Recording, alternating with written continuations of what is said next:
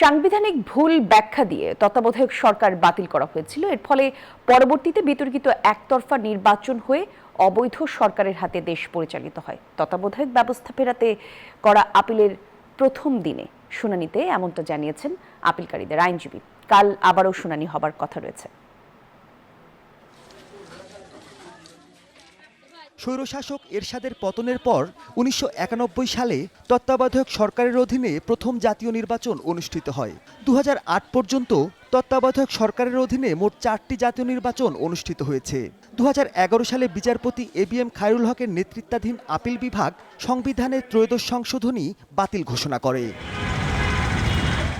তত্ত্বাবধায়ক সরকার ব্যবস্থার বিলোপসহ বেশ কিছু বিষয়ে আনা পঞ্চদশ সংশোধনী আইন ওই বছরই সংসদে পাশ হয়। তবে ৫ আগস্ট শেখ হাসিনা ভারতে পালিয়ে যাবার পর তত্ত্বাবধায়ক ব্যবস্থা ফেরাতে রিভিউ চান সুযোগ সম্পাদক বদিউল আলম মজুমদার সহ দেশের ৫ বিশিষ্ট নাগরিক। তাদের মধ্যে রয়েছেন বিএনপির পক্ষে মির্জা ফখরুল, জামায়াতের পক্ষে গোলাম পরোয়ার।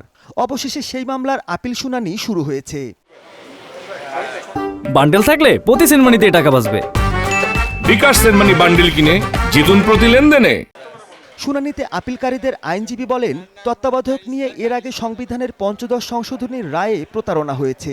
দেশে দীর্ঘমেয়াদী ফ্যাসিবাদ কায়েম করতেই সর্বোচ্চ আদালতকে ব্যবহার করে তত্ত্বাবধায়ক সরকার ব্যবস্থা বাতিল করে আওয়ামী লীগ। পরে আওয়ামী লীগ কখনো বিনা ভোটের, কখনো রাতের ভোট, কখনো ডামি নির্বাচনের আয়োজন করে। যেটা কিভাবে আসলো এবং এটা বাতিল করার ফলাফল কি দাঁড়াবে, কোনো কিছুই ওনারা বিবেচনা না করে ওনারা শুধুমাত্র ওনাদের একটা খুবই বায়বীয় একটা সাংবিধানিক ধারণা ভিত্তিতে ওনারা এটাকে বাতিল করে দিয়েছেন। মানবাধিকারও রক্ষিত হয় না, বিচার বিভাগের স্বাধীনতাও রক্ষিত হয় না, এবং আমাদের দেশে বিচার বিভাগও কিন্তু স্বাধীন ছিল না। আপিলের রায়ে যদি তত্ত্বাবধায়ক ফিরেও আসে, তবুও আগামী জাতীয় নির্বাচন অন্তর্বর্তী সরকারের অধীনেই হতে পারে বলে মনে করেন তিনি।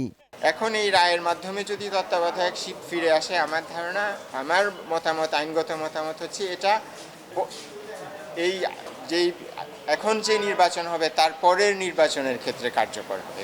বুধবার প্রধান বিচারপতির নেতৃত্বাধীন পূর্ণাঙ্গ আপিল বিভাগে দ্বিতীয় দিনের শুনানি হবার কথা রয়েছে এই মামলার। মাহমুদুল হাসান, নিউজ 24, ঢাকা।